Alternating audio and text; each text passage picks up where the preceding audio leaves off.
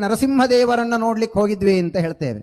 ಆದರೆ ತಿರುಪತಿಗೆ ಯಾಕೆ ಹೋಗಿದ್ರಿ ಅಂತ ಕೇಳಿದ್ರೆ ವೆಂಕಪ್ಪನನ್ನ ನೋಡ್ಲಿಕ್ಕೆ ಹೋಗಿದ್ವಿ ಅಂತ ಏಕವಚನದಿಂದ ಹೇಳ್ತೇವೆ.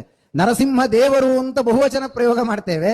ಶ್ರೀನಿವಾಸ ವೆಂಕಟೇಶ ಅಂತ ಹೇಳಿದಾಗ ಏಕವಚನ ಪ್ರಯೋಗವನ್ನ ಮಾಡ್ತೇವೆ. ಸಾಮಾನ್ಯ ಏಕವಚನ ಪ್ರಯೋಗವನ್ನ ಯಾರ ಮೇಲೆ ಮಾಡ್ತೇವೆ?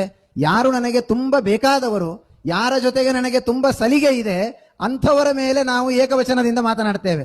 ಹಾಗಾದರೆ ಕೃಷ್ಣನೇ ಶ್ರೀನಿವಾಸ ಆದ್ದರಿಂದ ಕೃಷ್ಣನ ಬಗ್ಗೆ ಹೇಳುವಾಗಲೂ ಯಾರು ದೇವರು ಅನ್ನೋ ರೀತಿ ಮಾತನಾಡೋದಿಲ್ಲ.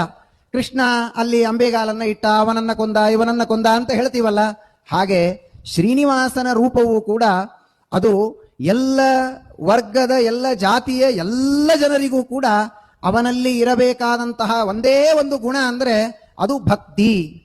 ಭಕ್ತಿ ಎಂಬ ಒಂದು ಗುಣ ಅವನಲ್ಲಿ ಇದ್ದು ಬಿಟ್ರೆ ದೇವರು ಎಲ್ಲರಿಗೂ ಒಲಿಯುವಂತಹ ಒಂದು ಕನ್ನಡದಲ್ಲಿ ಮಾತಿದೆಯಲ್ಲ, ದೇವರು ಅಂದರೆ ತಿರುಪತಿಯ ತಿಮ್ಮಪ್ಪ ಅಂತ ಹೇಳುವಂತಹ ಮಾತಿದೆ.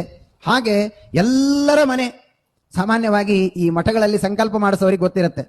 ಅವರು ನಿಮ್ಮ ಕುಲದೇವರು ಯಾವುದು ಅಂತ ಕೇಳ್ತಾರೆ. ಹೇಳೋರು ತುಂಬಾ ಚೆನ್ನಾಗಿ ಹೇಳ್ತಾರೆ. ನರಸಿಂಹ ಇದ್ರೆ ಸ್ವಲ್ಪ ನೆನಪು ಮಾಡಿಕೊಂಡು ನರಸಿಂಹ ಅಂತಾರೆ.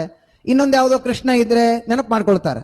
ಆದರೆ ವೆಂಕಟೇಶನ ಮನೆ ಯಾರಾದರೂ ಕುಲದೇವರು ಇದ್ರೆ ಹಿಂಗ್ ತಲೆ ಆಡಿಸ್ಬಿಡ್ತಾರೆ. ಹಿಂಗ್ ತಲೆ ಆಡಿಸಿದ್ರೆ ಅರ್ಚಕರಿಗೆ ಗೊತ್ತಾಗ್ಬಿಡುತ್ತೆ ಇವರು ಶ್ರೀನಿವಾಸ ದೇವರು, ಇವರು ಕುಲದೇವರು ಅಂತ.